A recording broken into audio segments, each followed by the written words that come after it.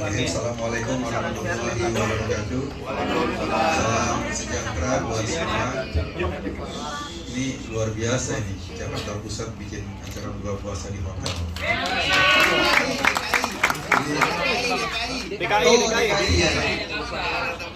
Counter DKI. Jarang-jarang kita ketemu acara relawan di hotel. Tapi kita memang bukan relawan. We are not volunteer, we are Spartan. Kita bukan relawan, kita ini Spartan. Spartan itu pejuang, gak ada kata mundur. Jadi ada kisah ketika pasukan Napoleon Bonaparte itu mendarat di sebuah pulau pakai perahu, pakai kapal-kapal. Sampai di pulau itu kapal-kapalnya dibocorin, dihancurin. Kenapa? Cuma ada dua pilihan, menang atau mati. Nah, kita kayak gitu. Kapal kita sudah kita labuhkan di sini, sekarang kita bocorin. Kita nggak mungkin ada waktu untuk kembali. Kita harus bertempur dan kita harus menang. Teman-teman, banyak banget pertanyaan setiap kali saya ke daerah, ke tempat ketemu teman-teman. Pertanyaannya sama, Pak Ganjar dicalonkan nggak? Pak Ganjar ada yang majuin nggak? Itu pertanyaan yang selalu saya dengar dan mungkin teman-teman juga dengar di lapangan. Nanti yang nyalonin partai mana? Pak Anies katanya udah dicalonin sama Demokrat, PKS, Partai Nasdem. Kalaupun sampai sekarang masih tarik-tarikan tuh, belum jelas juga.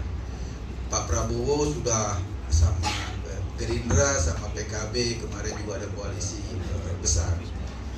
Pak Ganjar gimana? Nah, itu bedanya. Bedanya kalau yang lain itu harus bareng-bareng tiketnya, ya kan? Karena Pak Prabowo tiket dari partai Gerindra itu gak cukup, dia harus menggandeng partai lain. Jadi kalau ada yang ngomong misalnya Gerindra calonkan Pak Prabowo, tiketnya gak cukup. Kalau Nasdem ngomong calonkan Pak Anies, tiketnya nggak cukup. Dia harus bergandengan tangan dengan yang lain-lain. Kalau bergandengan tangan dengan yang lain-lain kan ngobrolnya panjang. Nanti siapa wapresnya, siapa yang biayai, duitnya dari mana dan lain-lain. Tapi kalau PDI yang ngomong, itu tiketnya udah cukup. Jadi wajar karena tiketnya udah tiket terusan, mendingan santai-santai. Iya kan? Ya kalau udah ketika misalnya sudah disebutkan pasti jadi karena tiketnya udah cukup. Gitu lah, itu bedanya. Yang kedua, kalau kita lihat partai-partai ini kan tujuannya mau menang. Iya kan? PDI sekarang presidennya dari PDI Pak Jokowi misalnya. Kemudian partainya pemenang pemilu. Masa sih mencalonkan orang yang peluang menangnya lebih kecil? Masa sih mencalonkan orang yang tidak bisa mengangkat elektabilitas partainya? Kan nggak mungkin. Nggak ada partai yang jadi lembaga sosial yang mau kalah begitu aja. Pinginnya menang. Nah, kalau kita lihat itu, kita lihat elektabilitas. Kemarin kasus U20, iya, gonjang-ganjing sedikit, ada penurunan elektabilitasnya Mas Ganjar, tapi ternyata itu masanya cuma sebentar doang. Waktu pas U20 itu memang ya ada penurunan signifikan terhadap elektabilitasnya Pak Ganjar Pranowo. Survei terakhir SMRC kalau nggak salah disurvei tanggal 11 sampai tanggal 14 April, berarti baru minggu kemarin ya. Itu ternyata rebound lagi.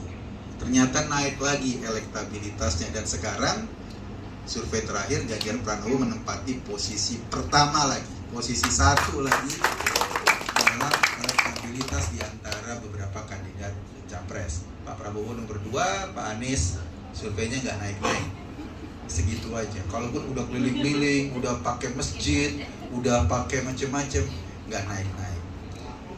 Alhamdulillah kita terus bergerak di lapangan, para Spartan yang terus-menerus menggalang dukungan. Karena tadi Mas Guntur ngomong, YNH juga ngomong, ini bukan soal Ganjar, ini bukan soal Jokowi, ini bukan soal 1-2 orang capres, ini soal kita. soal masa depan Indonesia. Sebagian di sini barangkali waktu Jakarta pendukung Pak Ahok. Saya juga sama. Pak Yai NH sampai para donatur pesantrennya kabur. Berjuang dukung Pak Ahok. Bukan karena Pak Ahok agamanya apa, bukan karena dia suku apa, tapi kita lihat memilih pemimpin itu memilih kualifikasi orang. Tadi Mas Guntur mencontohkan, kita kalau naik pesawat kita nggak tanya pilotnya agamanya apa, tapi yang kita pastikan pilotnya memang lulus sekolah pilot. Kalau dia agamanya Muslim tapi lulusannya pesantren jurusan ilmu hadis, bawa pesawat nggak mau kita, iya kan? Kalaupun Anda Muslim, oh ini pilotnya jurusan ilmu hadis loh, bawa pesawat, pasti kita nggak mau naik. Kenapa? Karena salah milih pemimpin. Memilih pemimpin pesawat, dia harus punya kemampuan mengendalikan pesawat, gitu loh. Kecuali memilih ketua FPI misalnya, atau itu kita pertimbangkan agamanya ketua MUI. Tapi kalau memilih pemimpinnya, begitupun ketika kita memilih calon presiden, memilih gubernur, memilih pemimpin-pemimpin kita pastikan orang yang bisa membawa kesejahteraan buat masyarakat. Hari ini Pak Ganjar baru kemarin melepas para pemudik.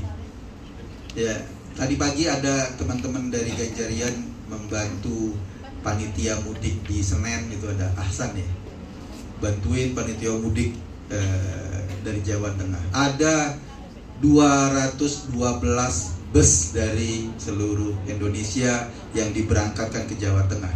212 bus.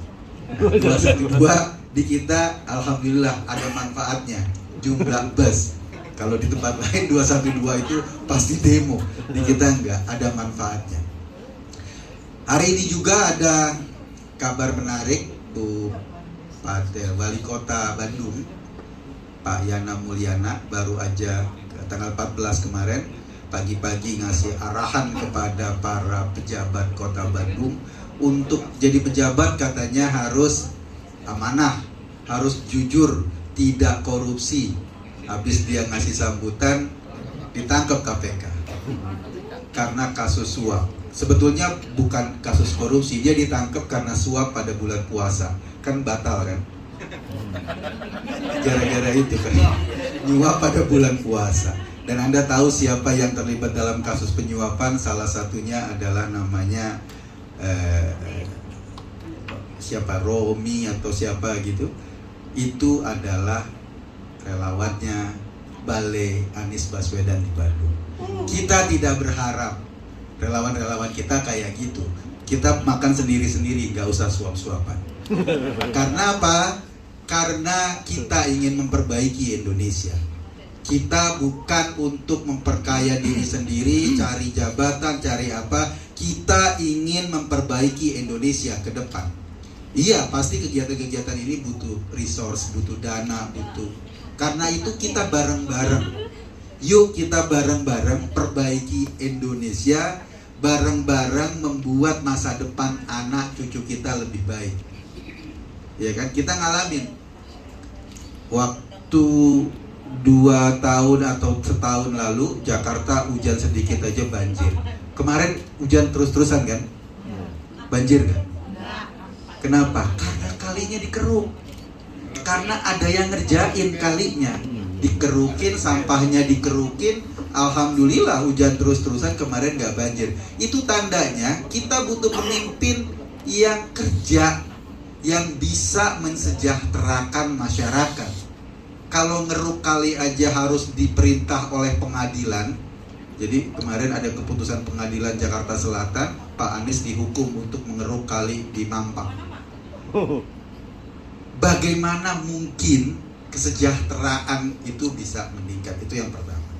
Yang kedua, teman-teman misalnya Mas Guntur, Kiai NH, Denny Siregar, yang juga menjadi salah seorang deklarator Ganjarian Spartan, Denny, Adi MS, Muanas Alaidin, Ananda Soekarlan, itu menjadi deklarator Ganjarian Spartan. Kita ini selalu bersuara agar Indonesia itu bareng-bareng, agamanya apapun kita bareng-bareng, dan kita selalu musuhan dengan kelompok-kelompok garis keras, musuhan dengan kelompok-kelompok yang pengen dirikan khilafah, musuhan dengan gerombolan-gerombolan yang jihad tetapi nggak jelas juntrungannya. Dan kita lihat di antara capres-capres yang tegas-tegas musuhan sama gerombolan-gerombolan ini ya cuma Pak Ganjar. Harus kita akui, kalaupun ada 3 capres, ada Ganjar, ada Anies, ada Pak Prabowo. Pak Prabowo tahun 2014, tahun 2019, apa yang kita alami pada saat itu? Iya, sekarang sudah menjadi bawahannya Pak Jokowi. Ada sebagian teman-teman, udahlah saya kecewa sama Pak Ganjar karena kemarin statementnya soal U20, saya pengen dukung Prabowo aja. Dia dulu pendukung Jokowi. Emang dulu 2 kali pilpres kita bertempur gila-gilaan untuk apa? Agar orang-orang yang bersahabat dengan kelompok-kelompok radikal nggak jadi pemimpin di Indonesia. Iya kan? Lah sekarang kita balik badan itu kan lucu. Kita sama aja membuang sia-sia 10 tahun perjuangan kita kemarin. Apalagi Pak Anies sampai sekarang, kemarin masih ada orang HTI yang mendeklarasikan. Itu menandakan bahwa boleh dikatakan pilihan kita cuma sedikit untuk 2024. Pilihan kita cuma sedikit. Kalau kita lacak-lacak orang-orangnya, ya yang jelas-jelas mampu punya prestasi itu ya Pak Ganjar Pranowo. Gini, simpel. Ada yang menarik ketika misalnya kita banding-bandingkan prestasi. Ganjar itu punya program namanya program bedah rumah di Jawa Tengah. Jadi kalau ada masyarakat Jawa Tengah yang rumahnya nggak layak huni, itu dibantuin sama Pemda untuk dibedah dijadikan lebih layak. Dan tahu nggak, selama 8 tahun, 9 tahun Ganjar menduduki jabatan gubernur, ada berapa rumah yang sudah dibedah, yang sudah dibangun kembali untuk masyarakat Jawa Tengah? 1.400.000 unit rumah. Tapi nggak teriak-teriakan kayak DP 0%. Iya kan? 1.400.000 unit rumah yang sudah diperbaiki di Jawa Tengah. Nggak teriak-teriakan. Tahu nggak berapa target rumah DP 0% yang mau dibangun Pak Anies? 200.000 targetnya. Dan berapa yang terbangun? 1.200. 0,6% pencapaiannya. Itu pun tanahnya bermasalah, sekarang masuk ke KPK. Bayangkan kalau program-program serius itu pencapaiannya cuma 0,6%. Sementara yang bedah rumah itu bukan program yang diomong-omongin secara serius, tapi dikerjain secara serius. Kita kepingin orang-orang kayak gini yang punya perhatian kepada masyarakat itu bisa menjadi melanjutkan kepemimpinannya Pak Jokowi. Kemarin Pak Jokowi pulang dari Hanover, Kanada, dan kita bangga banget. Presiden Indonesia itu sampai para polisi pengawal Presiden Kanada atau Perdana Menteri Kanada ngajak foto bareng. Gitu. Karena mengidolakan presiden kita, mengidolakan Pak Jokowi. Ketika Pak Jokowi datang, ada orang Kanada yang nggak kenal Pak Jokowi, itu artis siapa? Kenapa? Kok sebegitu hebohnya orang-orang menyambut Pak Jokowi? Kita mungkin kaget ketika melihat apresiasi orang di luar. Sekarang dulu orang tanya, Anda dari mana? Dari Indonesia. Indonesia di sebelah mana Bali ya? Pertanyaan itu dari kalau kamu ke Eropa, ke luar negeri, seringkali ada pertanyaan itu. Bali lebih dikenal di Indonesia dibanding Indonesia. Sekarang kalau kita ditanya, kamu dari mana? Dari Indonesia. Jokowi ya? Jokowi ya? Dan banyak teman-teman saya yang sekarang tinggal di Eropa, tinggal di Amerika, tinggal di berbagai negara dunia, itu bangga menyebut dirinya, saya orang Indonesia. Itu penting. Kenapa?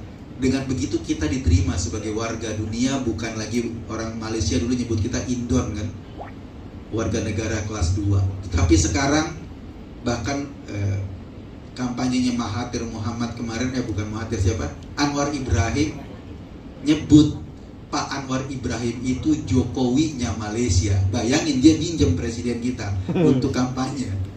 Nah, kita yakin juga orang yang menggantikan, yang melanjutkan Pak Jokowi, kualifikasinya minimal sama, dengan kemampuan yang sama dan perhatian pada masyarakat yang sama.